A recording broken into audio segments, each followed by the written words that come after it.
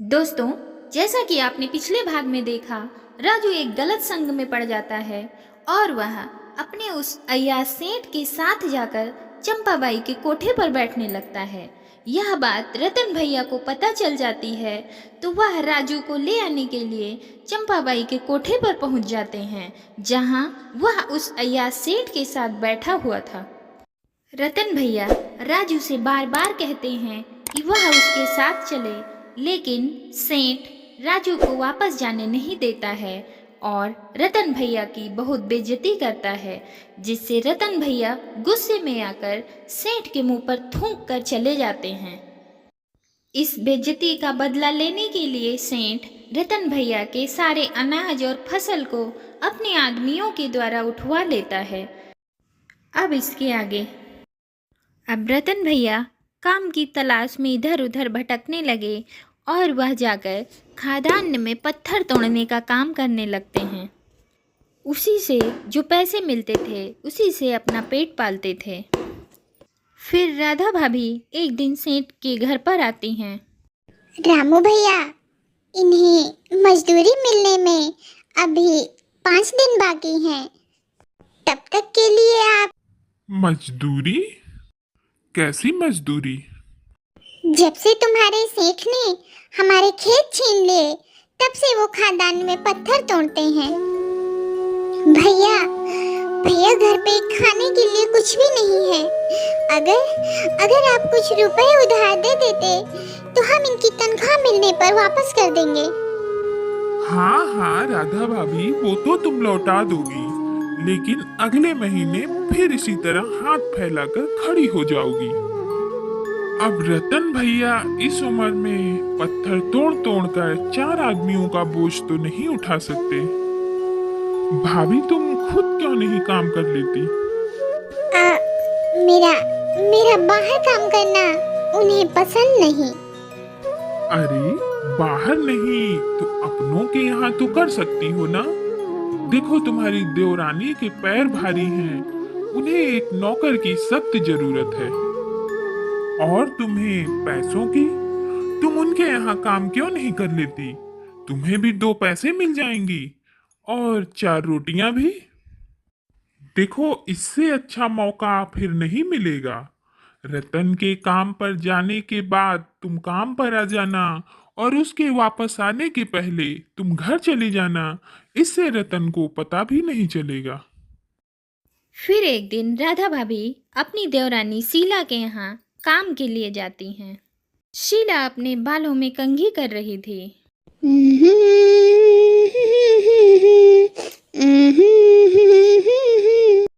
अच्छा हुआ आपने रामू भैया की बात मान ली।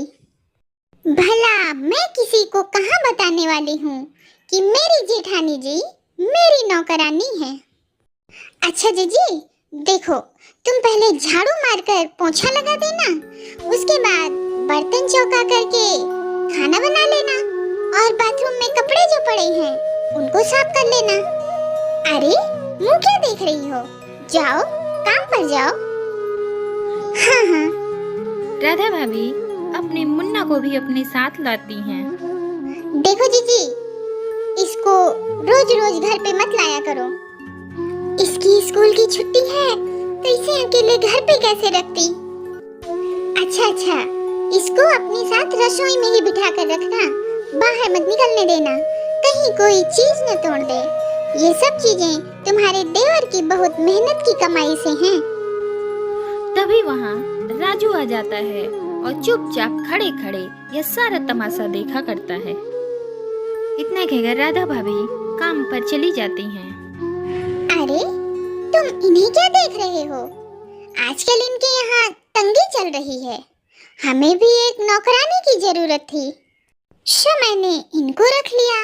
आखिर वक्त पड़ने पर अपने ही काम आते हैं ना। इधर राधा भाभी अपनी देवरानी के यहाँ नौकरानी बनकर काम करने लगती हैं और उधर रतन भैया खादान में पत्थर तोड़कर पैसे कमाते हैं। काम खत्म होने के बाद राधा भाभी अपने घर जा रही थी। बहू, मैं चलूं? काम अभी खत्म हुआ नहीं कि सर पर आकर खड़ी हो गई। शुक्र करो कि मैंने तुम्हें नौकरी दे दी, नहीं तो घर घर जाकर भीख मांगती फिरती। शीला पर्स से कुछ पैसे निकालकर राधा भाभी को दे देती हैं। जिस तरह घर जाने की जल्दी होती है उसी तरह काम पर जल्दी आ जाया करो। जी अच्छा। इतना कहकर राधा भाभी घर के लिए निकल जाती हैं। तभी पीछे से शीला कुछ देखकर बोलती है, सुनो, पल्लू में क्या ले जा रही हो? कितनी बार कहा है कोई चीज दिखाए बगैर मत ले जाया करो। वो रोटियां हैं, घर भर के लिए ले जा रही हो क्या? जरा देखूं तो। ये 4 रोटी हैं। 4 रोटी क्यों? 4 रोटी देने की बात तो तुम्ही ने की थी। हाँ, मुझे याद है, लेकिन 1 रोटी तो तुम्हारा बेटा पहले ही खा चुका है। वो क्या हराम की थी? वो तो बासी थी। बासी हो या सड़ी, तुम्हें क्या? आइंदा बिना पूछे किसी चीज को हाथ लगाने की कोशिश की तो मुझसे बुरा कोई नहीं होगा, समझी? बेईमानी से मुझे सख्त नफरत है। जी, भूल हो गई, माफ कर देना। शीला राधा भाभी के हाथों से 4 रोटियां छीन लेती है और उसमें से 1 रोटी कुत्ते को फेंक देती है।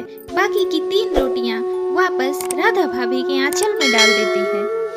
यह देखकर मुन्ना और राधा भाभी की आंखों में आंसू आ जाते हैं और वह चुपचाप वहां से चली जाती हैं। जेठानी जी, आगे देखती जाओ, मैं तुम्हारी क्या हालत करती हूँ।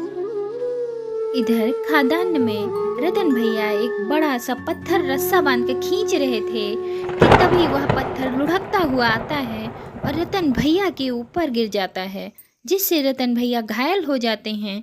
बिरजू भाग कर आता है और अपने भैया को अस्पताल ले जाता है। अपने पति की यह हालत देखकर राधा भाभी बहुत दुखी हो जाती हैं। उसी अस्पताल में राजू भी था, पर वह अपने भैया के पास नहीं जाता। बधाई हो राजू भैया, बेटा हुआ है। बेटा? उधर राजू बेटा पैदा होने की खुशी मना रहा था और इधर बिरजू और राधा भाभी रतन भैया के घायल होने पर शोक मना रहे थे। तभी डॉक्टर अंदर से निकलकर बाहर आते हैं। डॉक्टर साहब, भैया, भगवान का लाख लाख शुक्र है कि उनकी जान बच गई है, लेकिन उनका दाहिना पैर बेकार हो चुका है। क्या?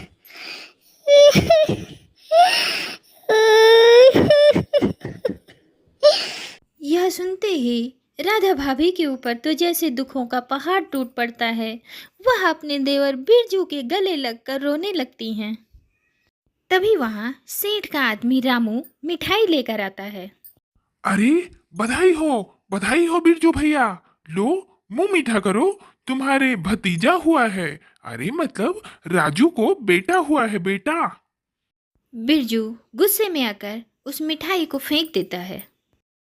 इधर बेटा होने की खुशी में राजू के घर में खुशियां मनाई जा रही थी। तभी वहां राधा भाभी गिफ्ट लेकर पहुंचती हैं। गिफ्ट में राधा भाभी बच्चे के लिए लंगोटियां सिलकर लाई थी। वाह, क्या खूबसूरत तोहफा लाई हैं हमारी पूज्य जेठानी जी, जैसे किसी गरीब का बच्चा हो।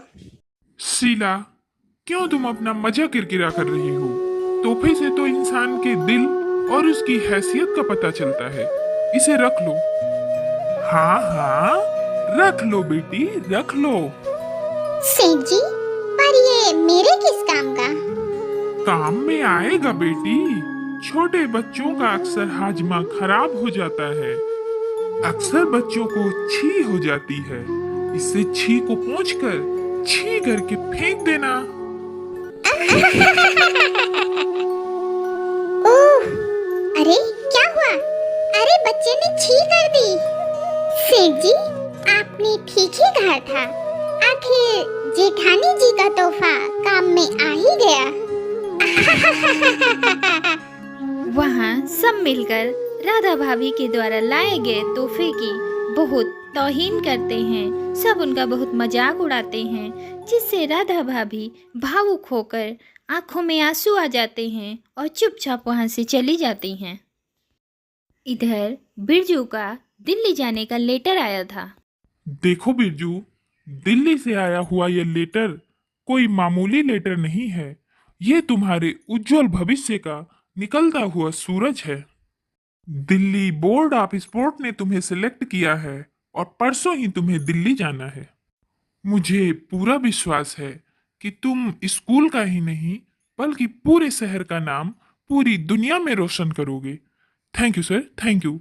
मैं ये खुशखबरी जाकर भैया भाभी को सुनाता हूँ। इधर रतन भैया राधा भाभी के आने का इंतजार कर रहे थे, तभी वहाँ राधा भाभी वापस आ जाती हैं। अरे राधा, तुम आ गई इतनी जल्दी? अरे कहाँ जा रही हो? मुझे भी तो बताओ, वहाँ क्या क्या हुआ? क्या राधा भाभी अपने साथ हुए बुरे बर्ताव को रतन भैया से बताएंगी या नहीं? जानने के लिए देखिए हमारी अगली वीडियो। फिर मिलते हैं आप लोगों से एक नई वीडियो के साथ। तब तक के लिए बाय बाय। हमारे चैनल को सब्सक्राइब करें, वीडियो को लाइक एंड शेयर करें। Thank you.